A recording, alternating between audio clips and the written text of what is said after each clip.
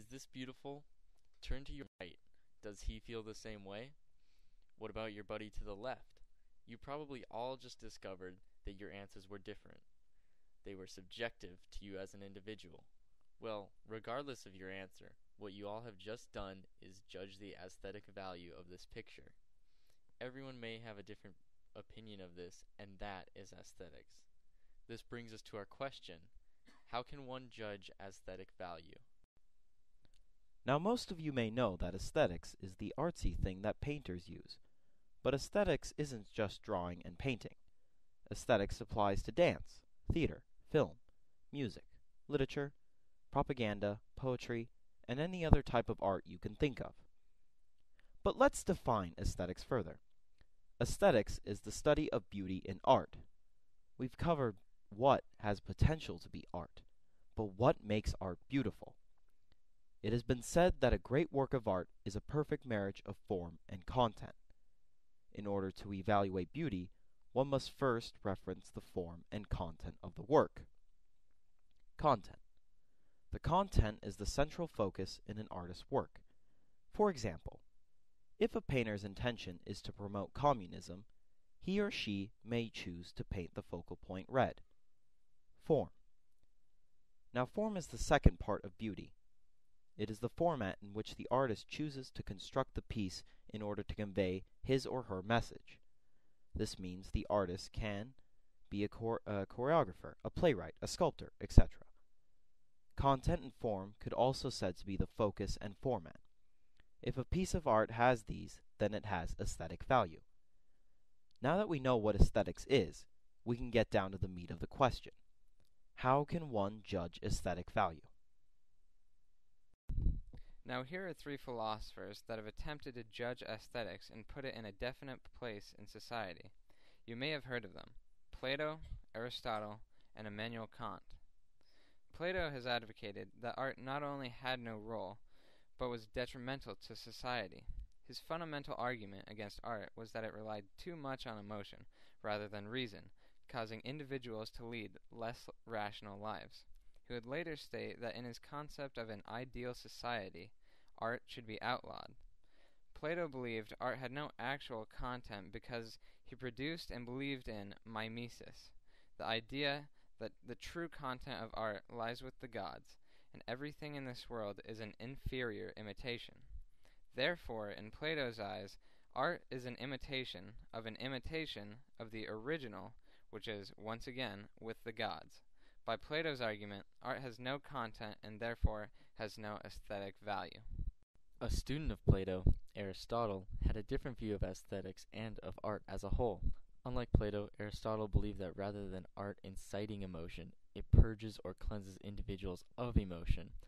This cleansing effect is referred to as catharsis. For example, my brother Jake went to go see the movie Titanic. When he got home, he told me that he had cried throughout the entire film, and reported that the long crying session had been for the better and made him feel right as rain. This is an example that supports Aristotle, who believes that the value of aesthetics is to release repressed emotions. Immanuel Kant, a more modern philosopher, analyzed aesthetic value as well. He believed that in order to interpret aesthetic value, one needs to view art through a disinterested lens. In other words, in order to examine art, one must leave their personal emotions behind and examine art from a more universal perspective. For example, I do not enjoy Pablo Picasso's style of cubism. I personally detest his enigmatic representation of the world and his color palette. However, it would be incorrect for me to say that Picasso is not an artist, according to Kant. Under Kant's philosophy, one must look at the bigger picture. What are the merits of the piece? Has the artist used the principles of art? It is as if one must assess the skill that the artist has put into his or her work, and that is the aesthetic value. Furthermore, one can look if the art has influenced a culture or inspired an artistic movement. This is also an aesthetic value. Kant views aesthetic value as a disinterested analysis of the work, and as a way to evaluate the piece globally. Kant's point of view means that, as an individual, I cannot say Picasso is a terrible painter, because he is widely accepted as a good painter. I am still allowed to have my personal opinion, but I cannot artistically critique his paintings, simply because I don't care for them. The next question you are probably asking is, how is this useful to me? How do these things relate to our areas of knowing? Well, aesthetic values are related to the areas of knowing most clearly in the arts, but also in history. Aesthetic is a key component of criteria known as the intention of the artist, which is one of the three components that define art. Because aesthetics define beauty, it is also included in the quality of work, which is also one of the three components that define art. Because aesthetic value is such an integral part of art, it is invariable that while partaking in art, such as watching a play or listening to music, one is judging aesthetic value whether you already know it or not. This is because author's intention and quality of work are made up of aesthetic value. By assigning value to these works, one is judging the aesthetic value of that work. Going back to the exercise at the beginning, each individual has a different value for aesthetics based on their individual biographies or experiences, emotions. Conversely, there should be a universal and disinterested lens.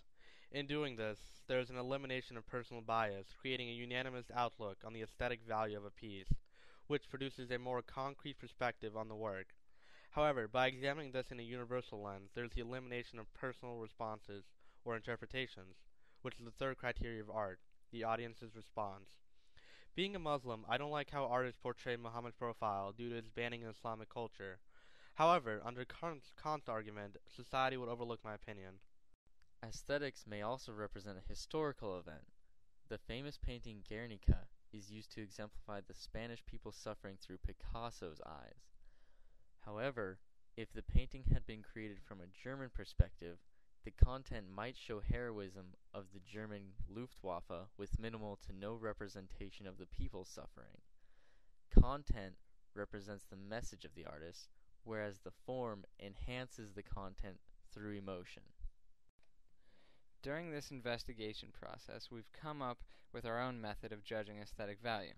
While evaluating aesthetic value, it is impossible to exclude a response from the audience because the focus of art must be able to be interpreted by the audience. Otherwise, the artist's focus is lost on the audience, and without focus, a work is not art. Therefore, we disagree with Immanuel Kant, but that there should be a mediation of one's response with a global perspective.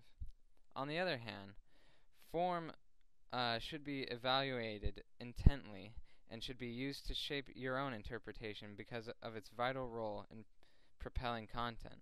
This allows the artist to use form to project their message to you and thus bring aesthetic value to their piece.